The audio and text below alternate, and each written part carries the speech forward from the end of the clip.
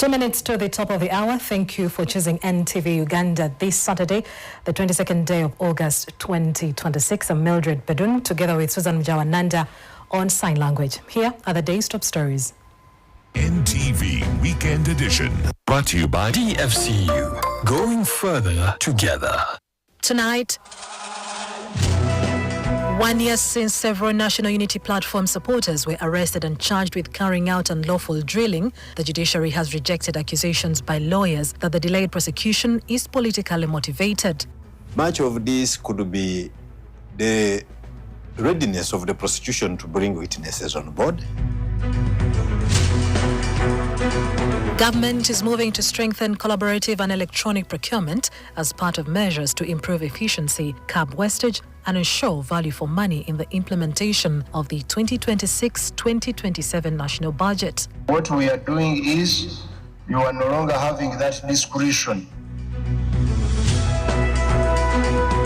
Also on NTV Weekend Edition, as investigations into the killing of David Owori, the former captain of SC Villa, continue, we revisit the gated community and speak to a survivor whose life has never been the same after being attacked by a criminal gang in the area weeks before Owori was attacked. I was operated on the head.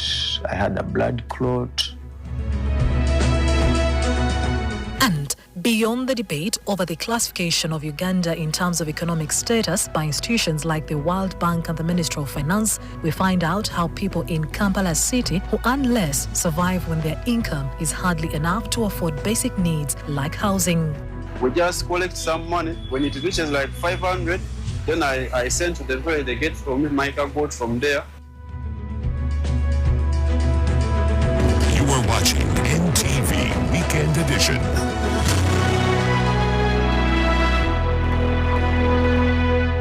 DFCU. Going further together. You are watching NTV Weekend Edition.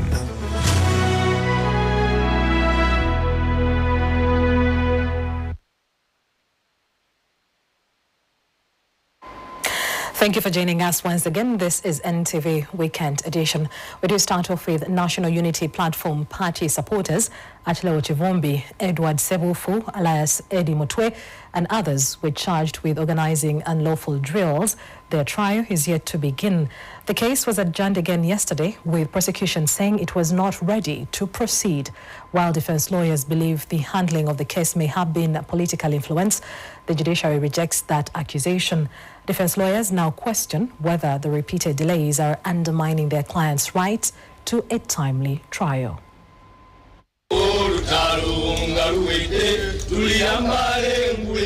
For 1 year, Achille Kivumbi and Edward Sebufu, also known as Eddie Mutwe, have been waiting for their day in court alongside others with whom they were charged with unlawful drilling. But instead of hearing evidence against them, the proceedings have repeatedly stalled. On Friday, the case was adjourned once again. Yesterday we had gone to court expecting to have the first witnesses give their testimonies in court. But the state came and prepared and they didn't have a file. So that's how the case was adjourned. Instead of the magistrate dismissing the charges because we had prayed for dismissal under the Magistrates Court Act, where the prosecution has failed to commence trial, the magistrates just turned around and chased away the prosecutors and adjourned our matter to the 18th of September 2025. Kivumbi, Mutwe and their co-accused were charged with unlawful drill in August 2025. A year later, the lawyer says the continued failure by the prosecution to start the trial raises serious questions about how the case is being handled. Whereas the courts have always agreed with the prosecution to have a speedy trial, the prosecution has deliberately failed to present any witness. And we say that if the accused people are said to have committed an offense, why can't they bring witnesses and they try them? Because this offense carries a sentence of about 7 years, and they have spent a pre-trial period of 1 year. No procedure, no witness, nothing, and no bail. That affects the principle of fair, speedy trial under Article 28 of the Constitution. While the defense lawyers believe the handling of the case may have been politically influenced, the judiciary rejects that suggestion, saying there is no such thing as a politically sensitive case and that matters are handled on a case-by-case basis. There are many factors which affect the progress of a trial. Much of this could be the readiness of the prosecution to bring witnesses on board. It also could be something to do with the expert evidence needed in order for a matter to conclude. It could be human and other social impediments. Witnesses could be available but so distant. For the accused, another adjournment means more waiting and continued uncertainty over a case that has yet to be tested on its evidence. The Constitution guarantees an accused person the right to a fair and speedy trial. But the lawyer says repeated postponements, particularly where the prosecution is not ready, risk turning that right into a prolonged wait for justice. In that case of Eddie Mutwe and the colleagues, the 21, they have forced people to plead guilty for lesser sentences.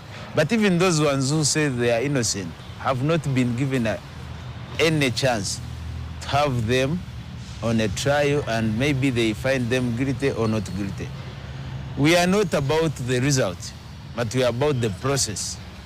What process has the judiciary followed? Prosecutor is the one who is convincing the court. So you have to allow him to present his case for as long as it takes. Of course, the court regulates that practice. Like similarly, it will give the same kind of time for the defense if the defense was required to make any defense. But until all of the evidence and the prosecution has closed their case, it's when a judge or a judicial officer will sit down and in not more than 60 days, give a decision on those facts. And those are the timelines. The lawyer says the legal team intends to use the available court processes to press for the matter to either proceed without further delay or for the court to consider appropriate relief for their clients. The Constitution guarantees us a right to association.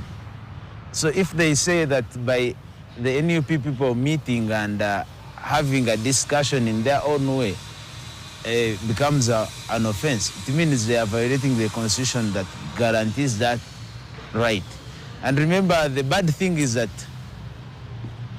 if you are to do such a drill, you have to seek a consent from the minister. And you know, this government, the ministers are appointed by the president. So if you are not in agreement with what the president suggests, it means you cannot access that consent. So it becomes much of a political issue than a legal issue. But we have filed a constitutional petition. We believe the constitutional petition, the Constitutional Court this time will come up earlier to declare such offenses unconstitutional. The prosecution has, however, maintained that the case remains before court. The latest adjournment does not determine whether Kivumbi, Mutwe and others are guilty or innocent. That can only be established through a trial or another lawful conclusion to the proceedings. I started this case on the 14th day of August. And to today, the 27th day of February, I have not had one witness, which I would consider absurd. But after a year without the trial getting underway, the defense says the question is increasingly becoming not only when the state will prosecute, but whether the continued delays are themselves denying the accused justice. For Kivumbi, Mutwe and their co-accused, another adjournment means another wait. And with the defense now challenging further delays, the focus shifts back to the prosecution and whether it will finally be ready to take the case to trial. Daniel Kibet, NTV. Government is moving to strengthen collaborative and electronic procurement as part of measures to improve efficiency, curb wastage and ensure value for money in the implementation of the 2026-2027 national budget. The proposed reforms will see government institutions jointly procure common user items such as vehicles with the aim of leveraging government's collective purchasing power to secure better prices, reduce duplication and ensure that public resources deliver tangible results. Now, reforms were highlighted during a meeting with accounting officers on the execution of the 2026-2027 budget, where the Ministry of Finance emphasized budget credibility, financial discipline, procurement efficiency and improved service delivery. Earlier this month, the government rallied all agencies to transition to the electronic government procurement platform, with the acting accountant general saying it would slash inefficiencies such as document tampering and lengthy procedures, cutting procurement timelines by up to 50%. Even if someone tampered with any record or any process, it alerts, it also runs a report. You can know who did what at what time. As the government seeks to further streamline procurement, Finance Permanent Secretary and Secretary to the Treasury, Ramadan Gobi, says it is prioritizing joint procurement, particularly for common use items such as vehicles and computers. Going forward, common user items including vehicles, ICT, equipment, and tires for vehicles are going to be procured through a national framework agreement led by the responsible ministry. In this case, the Ministry of Works and ICT, respectively. However, the head of the public service, Lucy Nachobe, has cautioned against rushing the implementation of collaborative procurement. I heard him say that Ministry of Works will be in charge of procuring tires, what, and the like. Ministry of Works is already too overloaded. They are already failing to do what they are supposed to do if they are here.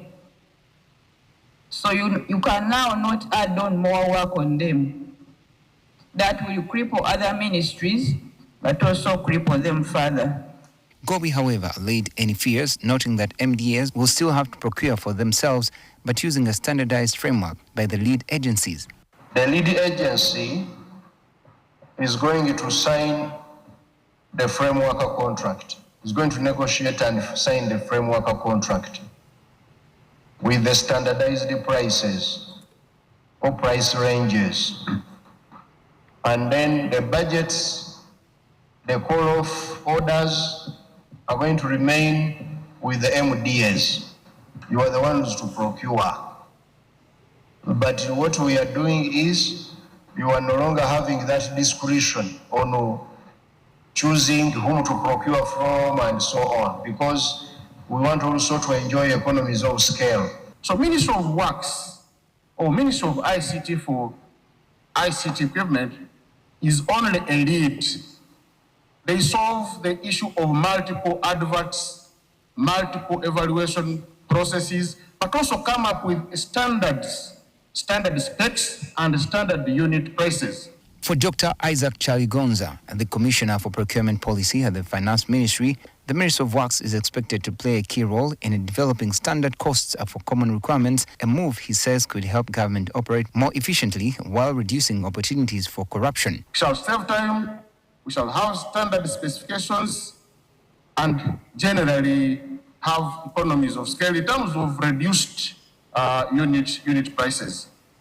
It is the way to go, Madam Chair, and we think through this modality we can be more lean, we can be more efficient, and do away with that evil of corruption in the procurement system. As a reform in itself, I think it's a very, very good reform.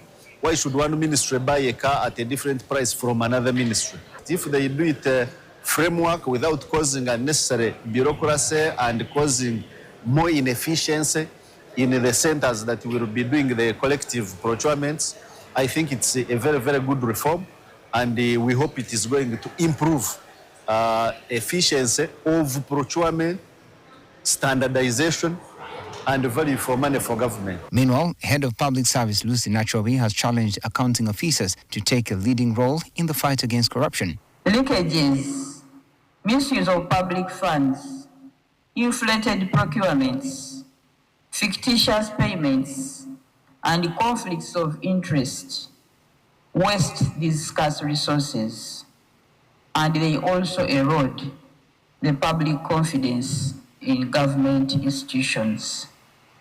The public are tired. If you don't know they are tired, I'm speaking for them.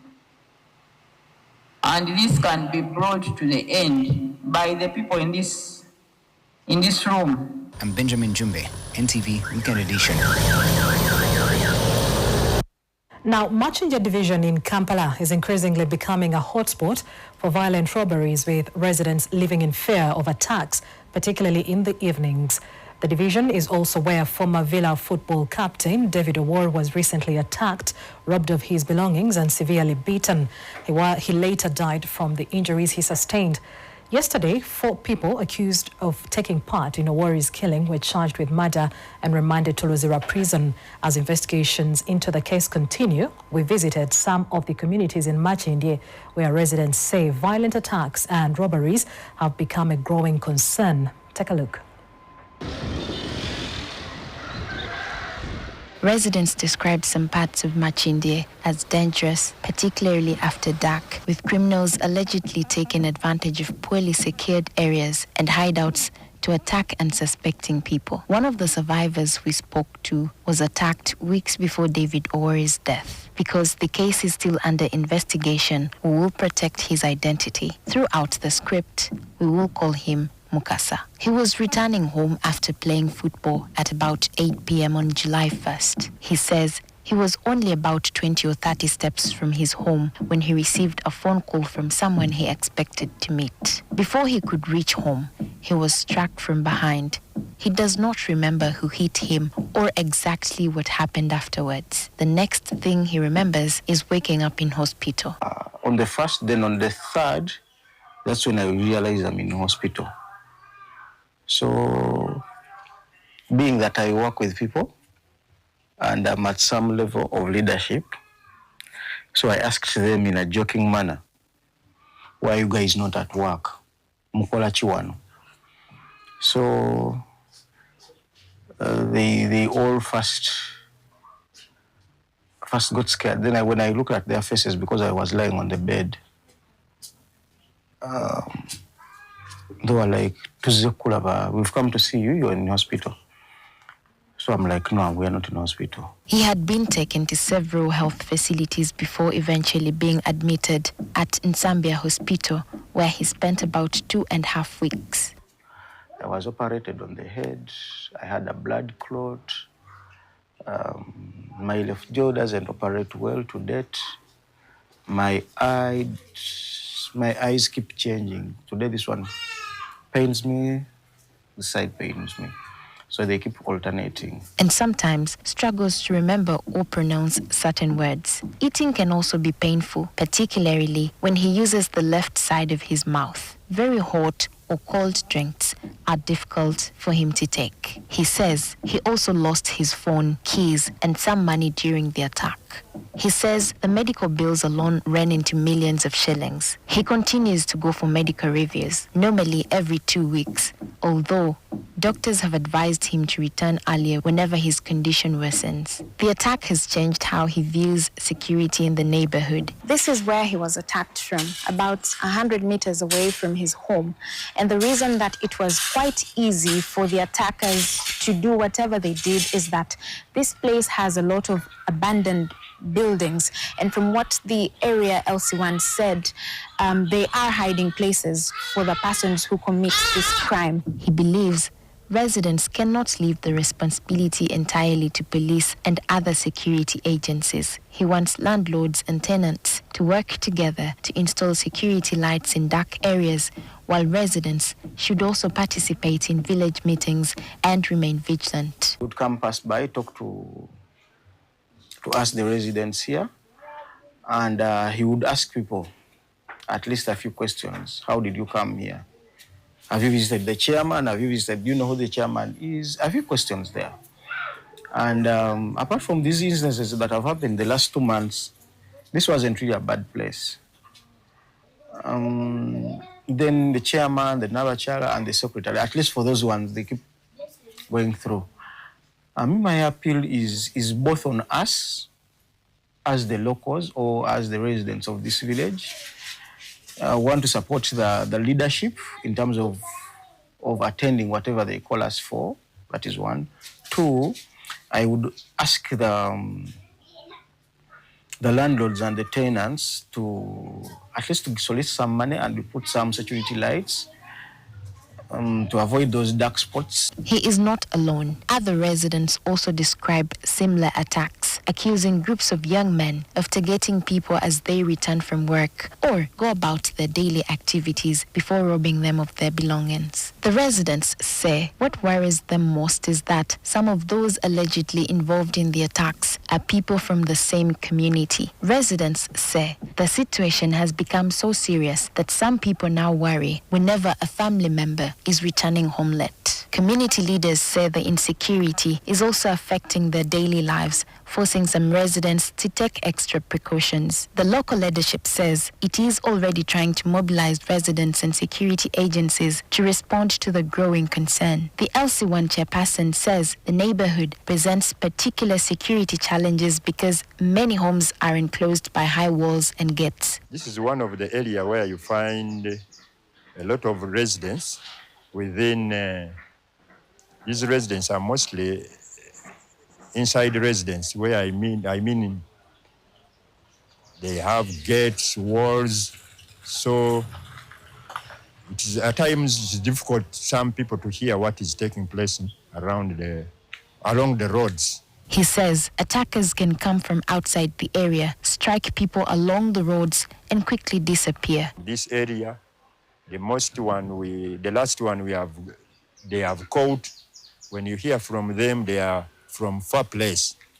So maybe they have some connections with some people here, or we think they have some connections because they come and they operate from this area, then they go. Some landlords live outside the country, while others are still looking for tenants or buyers. The empty houses, overgrown compounds, and dark spots provide places where the attackers can hide before attacking people walking home. Residents say the problem is not entirely new. The chairperson estimates that between last month and this month, about 67 serious attacks have been reported in the area, with some victims still receiving treatment, while others continue to live with injuries. Some victims, he says, have stopped working because of the injuries they sustained, leaving families to cope with the consequences. The growing fear prompted local leaders to plan a security meeting, bringing together residents, police, and military personnel. The aim is to find ways of protecting people moving through the area, particularly at night, while also giving security agencies a clearer picture of the challenges residents face. The chairperson says residents have also been encouraged to raise alarms when they notice suspicious activity and to support neighbors who may be attacked. But he acknowledges that security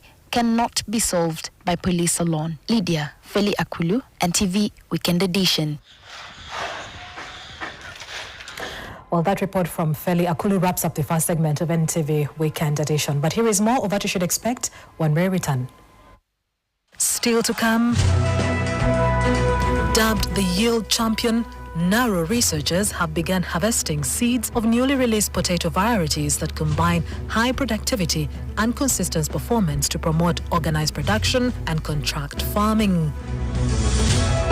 And in sport, Leonard Chemonges has won the Rwenzori Marathon in a record 2 hours and 13 minutes to walk away with the 40 million shilling prize money. NTV Weekend Edition returns shortly.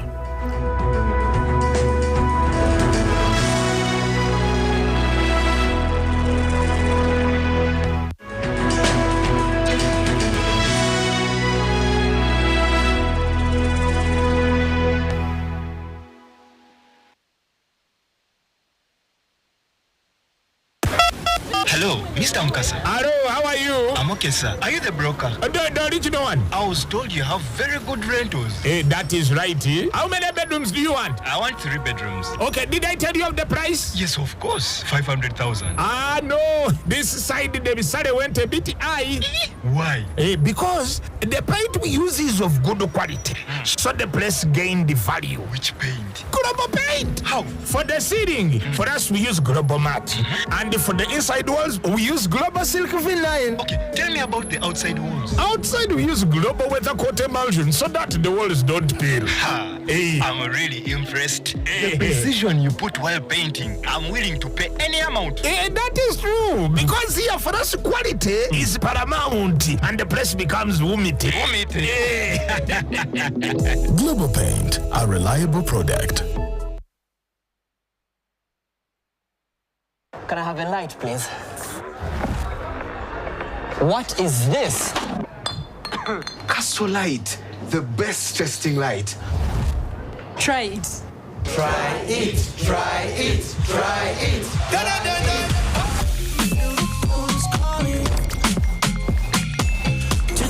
Guys, look at this post.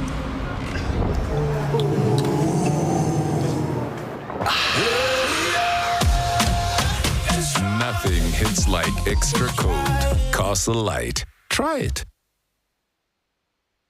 Institutional transformation starts with people. This September, Uganda's largest gathering of professional returns. Welcome to the 31st ICPAU Annual Seminar, themed Transforming Institutions and Lives for Sustainable Growth. The 3-day event is designed to challenge how you think, lead, and grow. Discover how AI is reshaping institutions. Discover how to build sustainable investments and generational wealth. It's more than a seminar. It's an opportunity to learn, connect, and transform. Join us from the 2nd to the 4th of September at the Imperial Resort Beach Hotel, NTV, or join us online. For fees and registration, visit www.icpau.co.ug.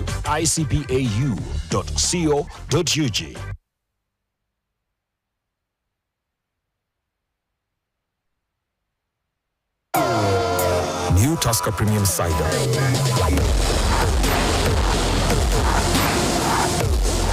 Crisp, delicious apples crushed and blended to create a unique taste explosion. You are watching NTV Weekend Edition.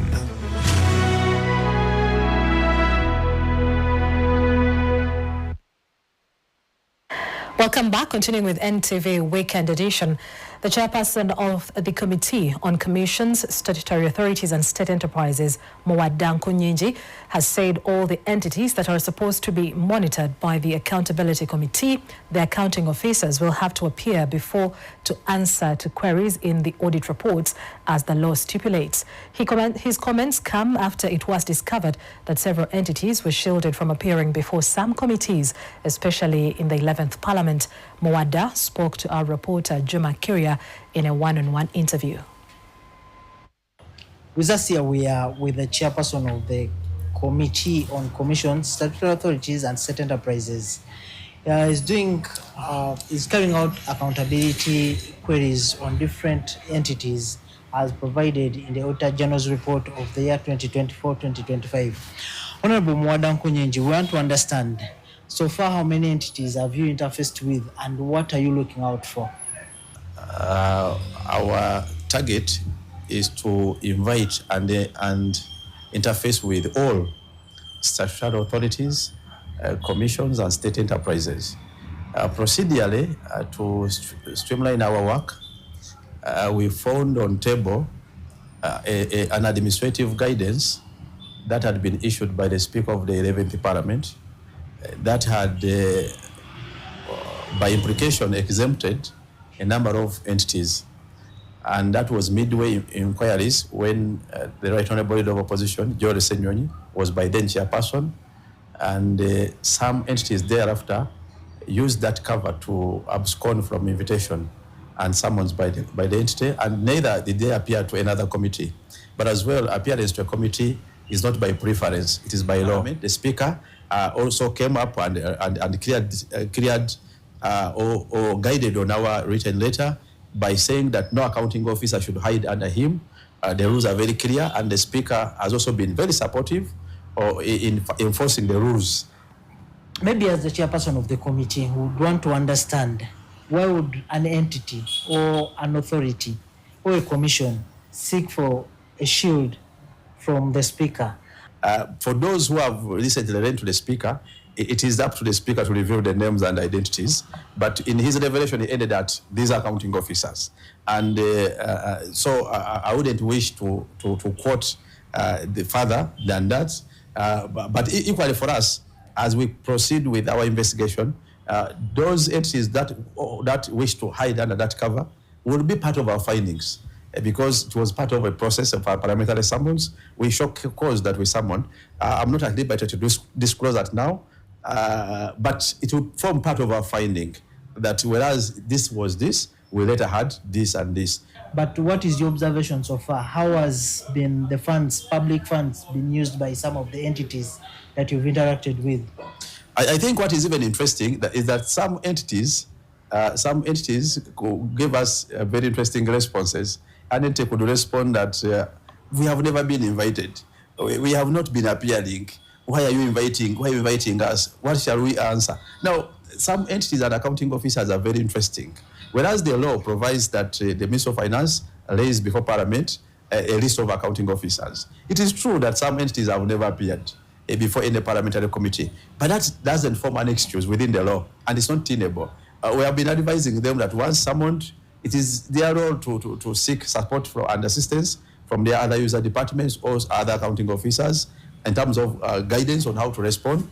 But matters of accountability are statutory within our constitution. Even if your tenure as accounting officer expired, the law requires that you must come and make good or substantiate what transpired before you. So we have been receiving such and some interesting revelation. That is the chairperson of COSASE, Honorable Madam Konyenji, also the MP for Chadondo East. We await for the reports that will be presented on the floor of Parliament from the committee. I am Juma Kiria here at Parliament. Now, shifting focus to the cost of living in Kampala, for many people, especially low-income earners in Kampala, making ends meet is becoming harder as the cost of basic needs continues to rise.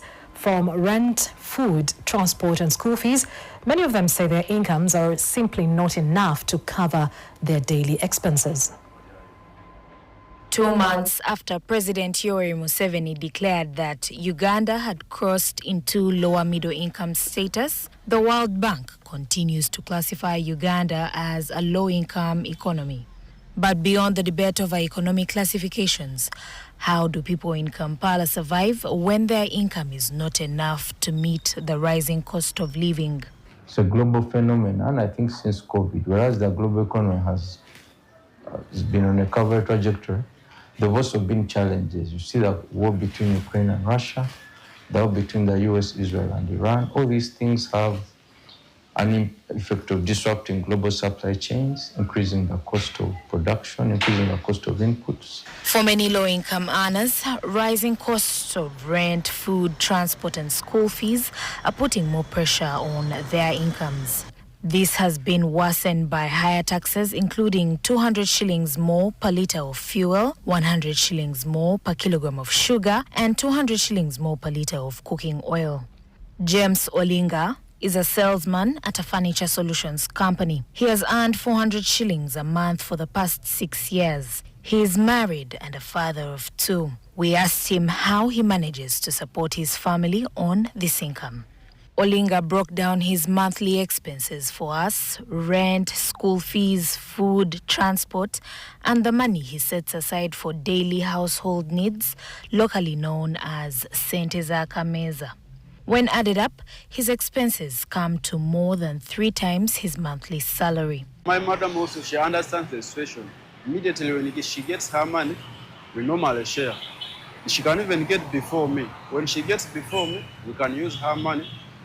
Then that very money of hers, even we have something that we save for our family, but our savings, we don't have a bank account.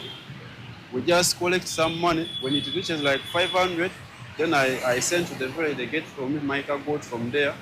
That cargo is the one that I can keep it for the farm. Olinga has turned to farming as a safety net. He has several goats and cows, which he says he sells when the family faces urgent financial needs. For another Kampala resident, one job is simply not enough to make ends meet.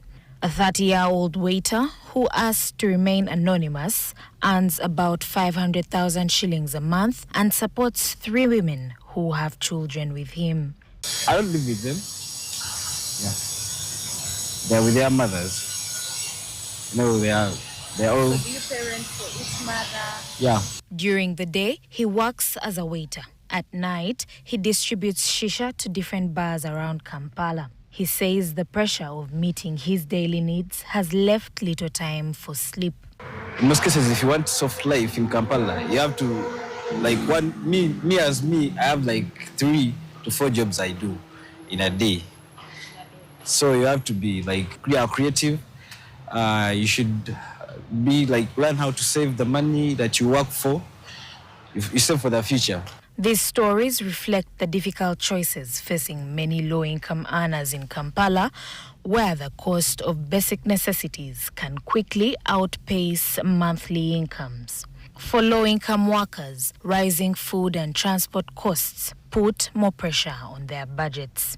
Government has raised the payee tax-free threshold to 335,000 shillings to ease their burden. But for many Ugandans working in the private sector and informal sectors, income remains uncertain and largely dependent on how businesses and the wider economy perform. So, as the cost of living continues to bite, what can low-income earners do to stay afloat? If you already have an income, you already have a job, it is easier to start by interrogating what you're spending on and trying to see that you minimize. You can look at substitutes. For instance, if you're taking sugar, you need to ask yourself, should I be taking sugar in the morning, in the evening, and stuff? You know, if you're leaving lights on, if you're living extravagantly, you know, what can you're going out for, you're spending more on entertainment than you should. You see, because you see the challenge also is that low-income earners are the ones that spend the most on consumption. Yes. So the rich tend to be very frugal. Walugembe advises low-income earners to look beyond their regular salaries and develop additional sources of income to cushion themselves against rising costs. The world is evolving. See, you can bring a new way of doing something that has been done in a traditional manner, and you make your entry. So I don't think people should look at that. It's like if you're doing exams and you say, how many people are sitting maybe in Uganda? I should not even sit because there are 300,000 candidates. I mean, everyone has theirs, you see. So you should move if you see an opportunity. Don't just copy because you think it will make money, but if you think there's an opportunity and you think that you can do something differently and better, then by all means you should do. For many families in Kampala, surviving on a low income means finding extra sources of income and cutting back on daily expenses. Beata Moema, NTV Weekend Edition. Let's now talk health, because cancer prevalence and other life-threatening illnesses continue to rise in Uganda. Palliative care has become a critical service for alleviating suffering, managing pain and improving quality of life. In this 2-day series, we navigate the journey of a single mother who now seeks urgent medical care following a series of cancer treatments. We journey with her from when she attained the disease and what she can do to get medical attention through palliative care. 31-year-old Presi Nanyonga had stayed in Chitezi, a village in Wakiso district. A life later cut short following the collapse of the Kitezi landfill in 2024, one that had served Kampala and its suburbs since 1996.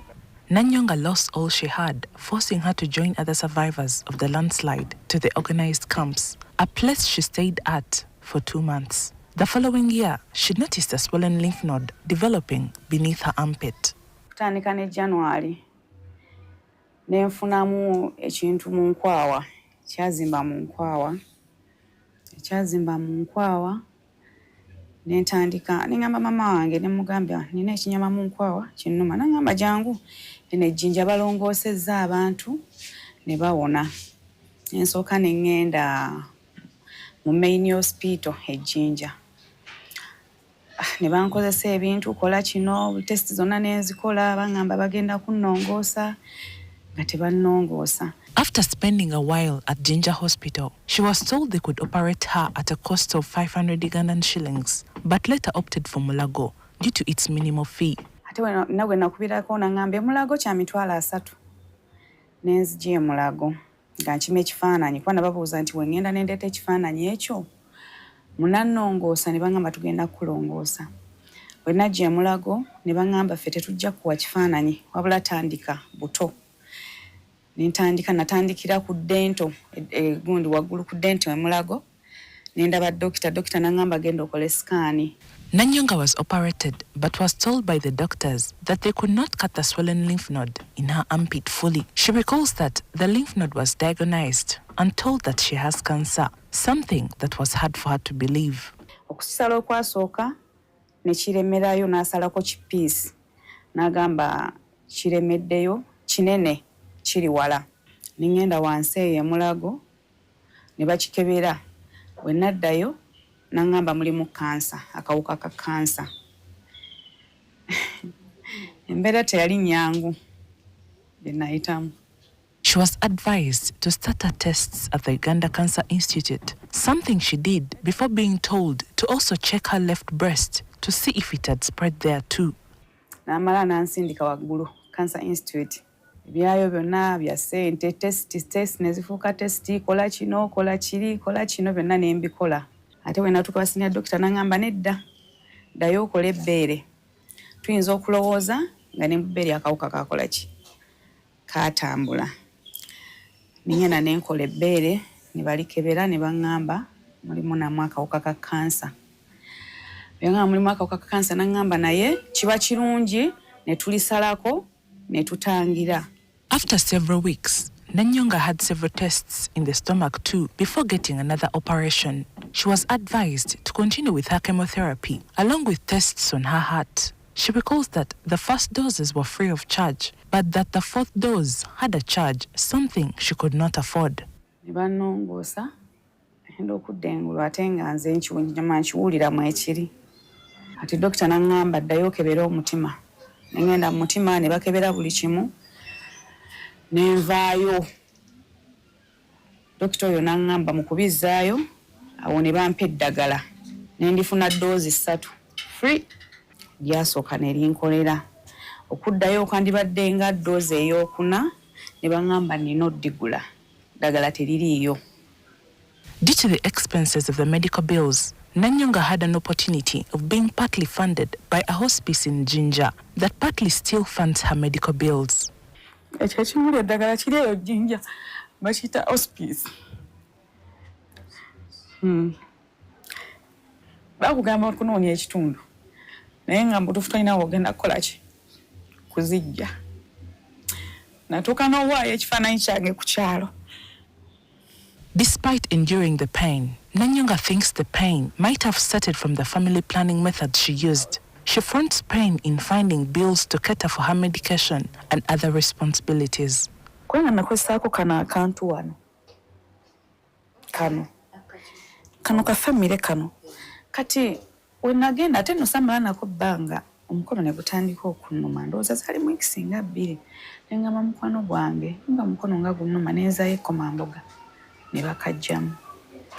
Kye ndowooza nti oba ke kaleeta ensanjabavu saamanya. Naye nga ate dokita we yagamba mba nakozesaako yalabika ate yalowooza nange nalowooza nti kano kaleka ke kaavaako ekyo ekintu. Some of her close friends, who since became her relatives, have explained why they chose to stand with Nanyonga despite not having family ties. She was my customer and she ruled so many people. Whoever the neighbors who were sick, she could tell them, Mugende kwa Musawo Susan. You go to Musawo Susan, she's a very good Musawo. So when she fell in this situation, I had to intervene because she was struggling really. Up to now, she's struggling. She was my customer and a good customer. a customer you can rely on. Whether she has money or not, she could always come to me. She's a single mother, 2 kids, with no support. Since I'm a mother, I decided to work with her. Together, they seek help from well-wishers that will see Nanyonga live longer. We don't have money to pay for those drugs. Feeding is a problem. Catering for her, rent, everything. She needs treatment for chemi for the last treatment, 6 seasons, to be treated because she's in pain, she's paralyzed, but she doesn't work, she doesn't have anything to eat. So we are requesting people on NTV to assist her. In tomorrow's episode, we will show you how one in a situation like Nanyonga can live better after seeking palliative care. We speak to Dr. Eve Namisango, the Executive Director at African Palliative Care Association, who explains how and when one can seek palliative care. Maria Jacinta Kanyange, NTV. Thank you, Jacinta. Now, Naro begins harvesting seeds of newly released potato varieties, raising hope for farmers. Dubbed the Yield Champion, the variety combines high productivity with consistent performance, qualities that Dr. Namuga says make it particularly attractive for organized production and contract farming. Its ability to deliver both quantity and quality could make Naroport 9 a preferred choice for farmers producing potatoes for structured markets. First of all, the farmers of Kigezi will utilize their land more optimally. Then the other thing that is coming from these varieties, they are highly resistant to late blight, meaning that the farmers don't have to buy chemicals to spray. That reduces the cost of production for the farmers. And for the farmers at farmer level, we want to produce, first of all, reduce the cost of production, but also create highest value from the yield. They are disease resistant, that's number one, because diseases are really a major limitation to potato production in this country, where farmers, you have to do a number of sprays before the crop matures or even to get good yields.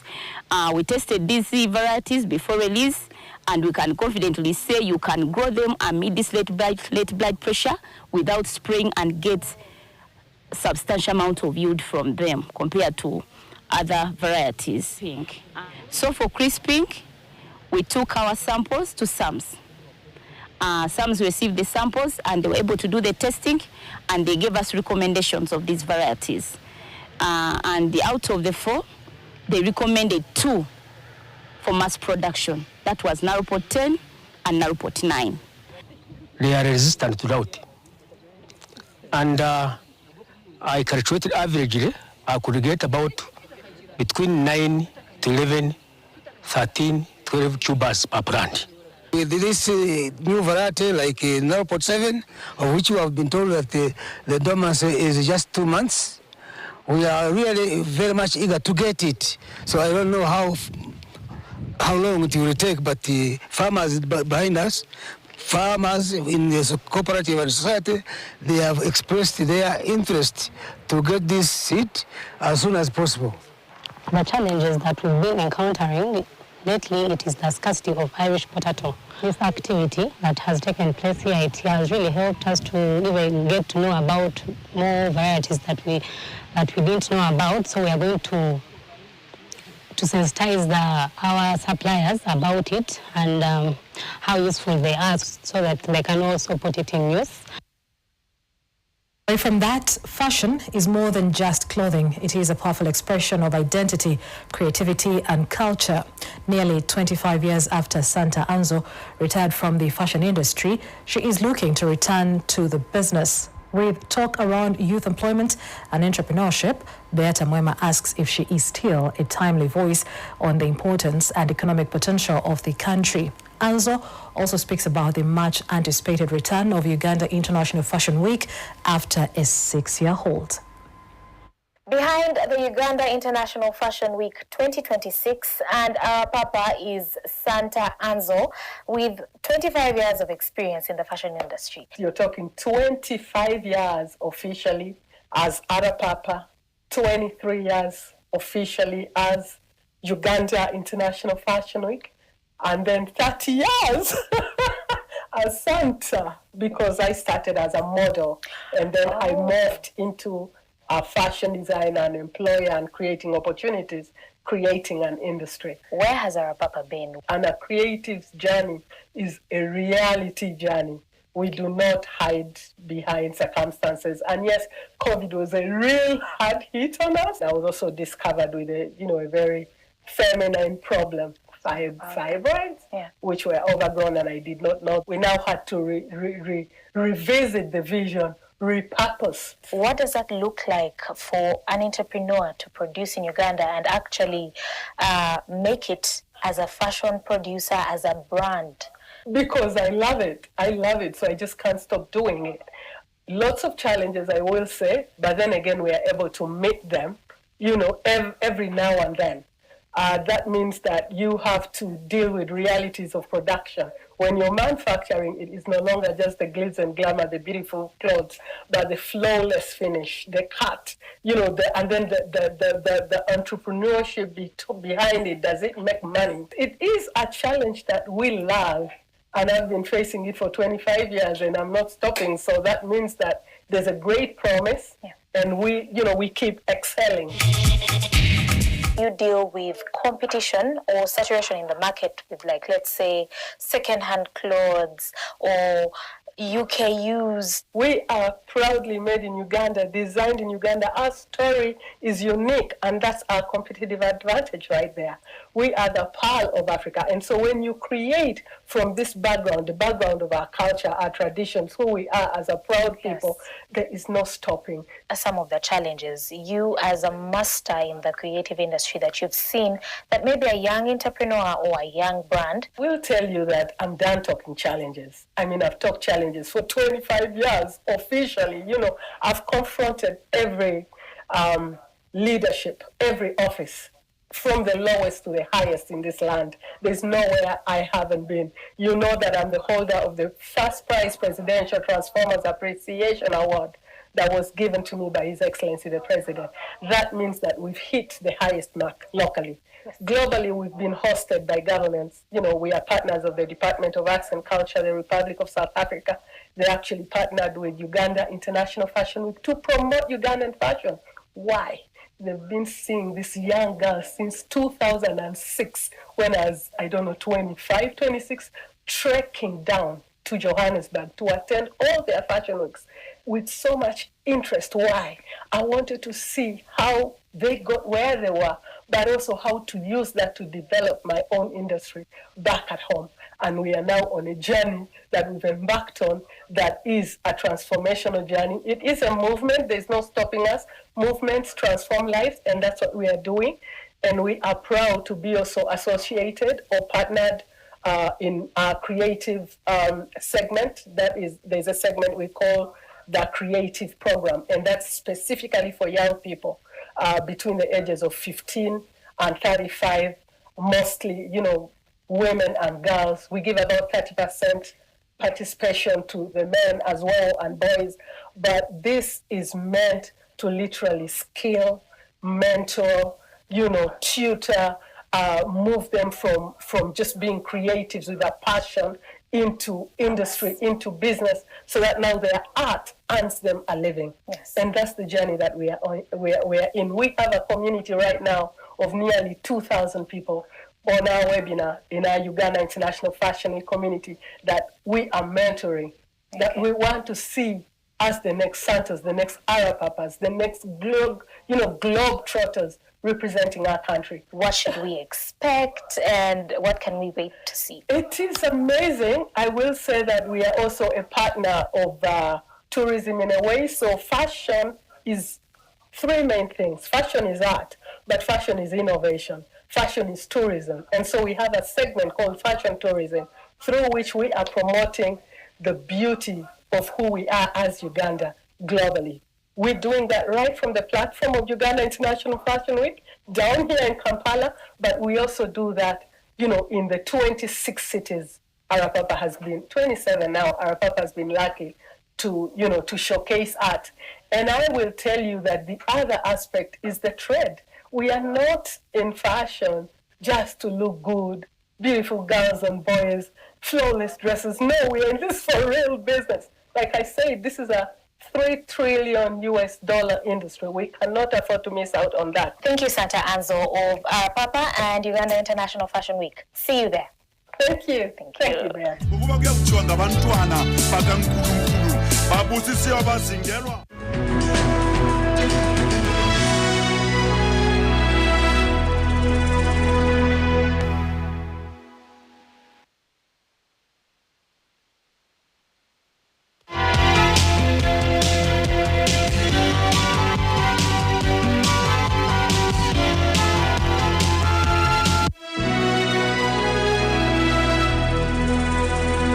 Lorry's entrance there and their exit there. This is it. So where is the building? Fast, stress-free construction. Get your factory-made buildings in 12 weeks with SafBuild. Order yours now. SafBuild, a quality building solution from Uganda Bati.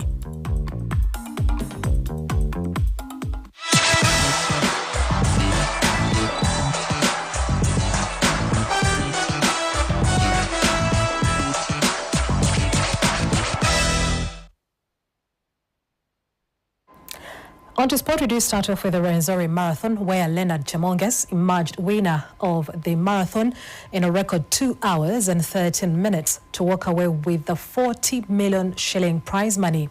Alex Mutai finished second, followed by Fred Cheruoto in third place. That was flagged off by State Minister for Sports, Peter Ogwang. Leonard Chemonges shaved a full minute off the previous record to set a new course benchmark at the Rwenzori Marathon 42-kilometer race. With that friend is kind of pushing. The friend you go on the front, me can left behind, me can maintain that pace. But around 36 kilometers, me can find the body is good. For last year, I can lost me on the route. Me can run last year 46, around 47, 2 hours and 2 hours 28. Sandra Agine, brand manager at Ascalite, says she was ecstatic having seen the effort in pre-race preparation bear fruits. Sleepless nights to make sure that people are here, people are excited, people are running, there is no problem, security are protected. And so for me, it's very fulfilling to see everyone here happy, excited, and everything going as planned.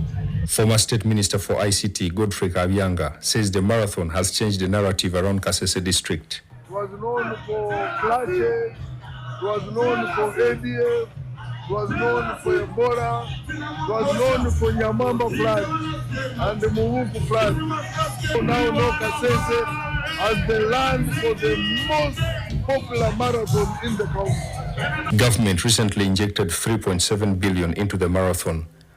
State Minister for Sport, Peter Ogwang, says the reason is to ensure the marathon is elevated to higher status. One thing I'm happy, the number of elite athletes has increased. Why? It's because of the prize money. And as the Minister of Education, that's the main area where we came up with a plan of partnering with the Samos Wekesa. 8,000 runners converged on Kasese for this year's race, a steady sign of how the marathon is growing in popularity among runners. Felix Manyindo, NTV Sport. From the Fiasa Games, St. Mary's Chitende have been crowned champions of the boys' football at the just concluded Fiasa Games in Morogoro, Tanzania. Kitende edged Morogoro Secondary School 2-1 in the final with goals from Jordan Tugume and Isaac Tevenkana to claim that title for the 18th time. Meanwhile, from the boys' basketball, St. Cyprian High School Chabakade settled for silver after losing to Rwanda's ITS Kigali, while Kitende once again secured gold in the girls' basketball.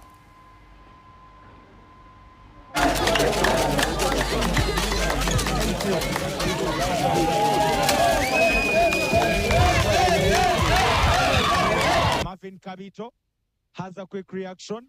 Leonard Kasanya, good turn. Crossing the penalty area. And the rebounder.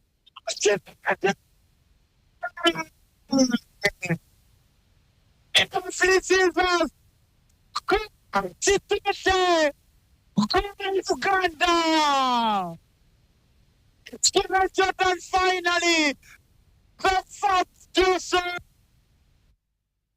Sport rally driver Ponciano Rakataka's hunt for 220 million Uganda shillings has been reduced by 25 million thanks to the Ruparelia group of companies who came out to support his campaign. The two-times national rally champion is also organizing a fundraising sprint due on 20th September at Garuga.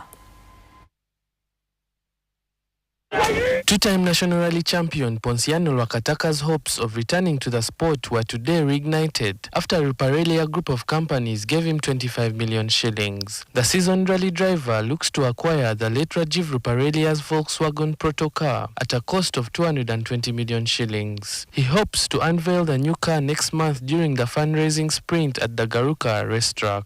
So I'm very happy, and I want to assure you, our fans, please, that very day on 20th September, I think it will be a day of unveiling that rally car which we are going to acquire. So I call upon all my fans, all Alifatant, please come at Garuga on 20th and you see our car.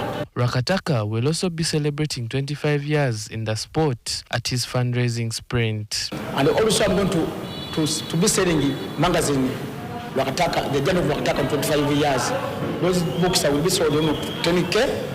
We run at the gate of the Garuga. The two-times national rally champion is now optimistic that he's going to dominate his competitors. The car we have been driving, it was long and it was named a snake. And now I think the name has been changed. This is a rabbit. So I call upon this one is going to change everything. I am sure for that. I've been making many works. I've been driving many works. I've been struggling a lot. Because this is whatever I've been driving the head, the tail going another side. So this time around, the rabbit to jump swings in the same shape. Noah Walakira, NTV Sport. Finally, in sport, Rays of Grace's Football Academy Director Robert Chiwanuka has been re-elected the chairman of the Uganda Youth Football Association during the General Assembly held in Chisasi this afternoon. Former Executive Committee member Ronald Barete presided over the election that gave Chiwanuka the mandate to steer the youth football development in the country for another 4 years. Our assembly has confirmed that we have a new executive, and the executive's mandate today is to realign programs for youth football and make sure we create a strategic direction for the robust mass football coordination, mass football activities, and also to make sure we create academy pathway and a database for all academies around the country. So this has given us a great opportunity for us to rejuvenate youth football development and to partner with all youth stakeholders to make sure we give an opportunity for the young talent around this country to be scouted. You saw the G4 scouts, and the FUFA Technical Master Plan aligns those pillars properly from mass football to elite football and then to competition levels and professional football, and as well to life after football.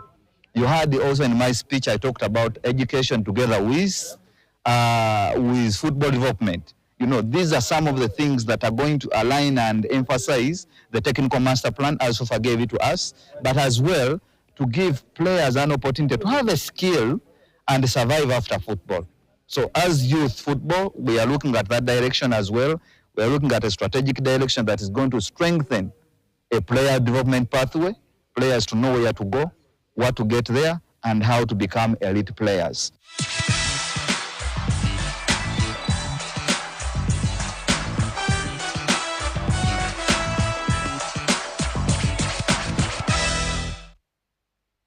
And that brings us to the end of NTV Weekend Edition this Saturday. Thank you for watching. Now, to catch a repeat of the stories that just aired here, feel free to visit our social media platforms, NTV Uganda with the hashtag NTV News. Also visit our website, ntv.co.ug. I'm Mildred Pedun with Susan Mjawananda on Sign Language. Have yourself a fantastic night.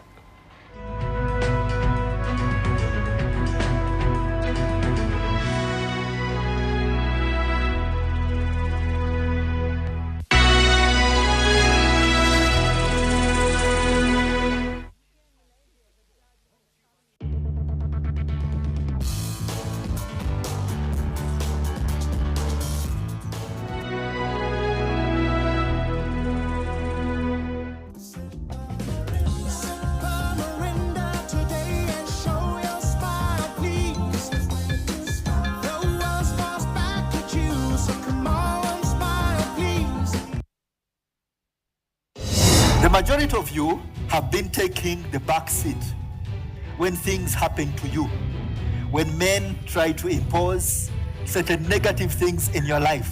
That time has come to an end. Because you're here with me, you are in the right place at the right time to receive